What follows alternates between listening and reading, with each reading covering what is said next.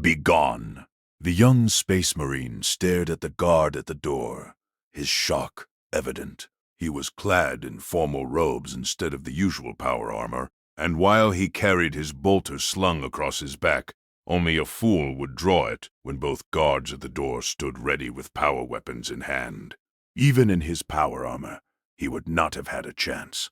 Both of these guards were hand-picked champions, veterans of hundreds of years of combat.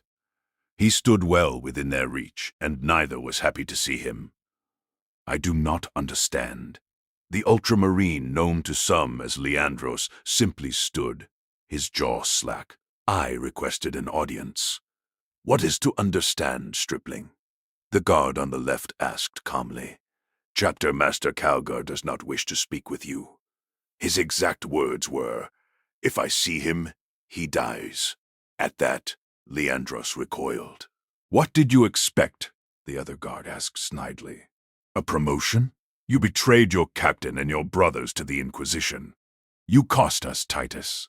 Be very glad you are a full battle brother, or you might have been sent to the Master of Servitors as punishment for such an act of faithlessness, to be turned into a cyborg to serve as a menial laborer for the rest of his existence. Leandros swallowed hard. Such a horror was unthinkable. I did as the Codex demanded, Leandros snapped.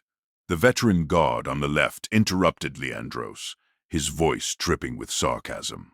Oh, yes, the book is always right in your eyes, he chuckled. It's always so easy when everything can be decided by the Holy Book. Isn't it, young one? You know, in my experience, the real world isn't that simple. Sometimes the best path is the hardest one, the one that challenges the rules you so cherish. Captain Titus was corrupted, I saw it, Leandros snapped, his hand now on the grip of his bolt gun. Neither of the others as much as flinched as he slowly released it.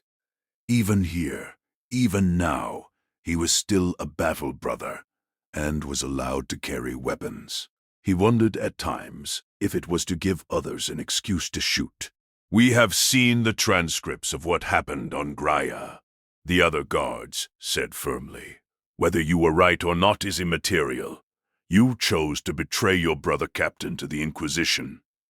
Do not expect trust from any of us, or any kind of leniency from the chapter master.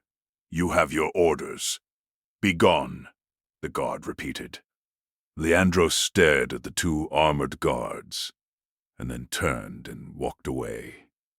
He jerked as he saw a form in red power armor, striding towards the door he had just been barred from. He turned and stared as the power-armored space marine nodded to the two guards and they let him pass. The bewildered ultramarine shook his head and started for the armory. He had a lot of work to do, and a long time to do it. Ordinarily, a servitor would be tasked to clean the weapons that had been stored in the ultramarine's armory since time immemorial. Some of those weapons hadn't been touched in millennia. He had no idea what a Volkite culverin was for or how it worked, but he had been tasked to make it functional, and none of the chapter's tech marines would help him at all.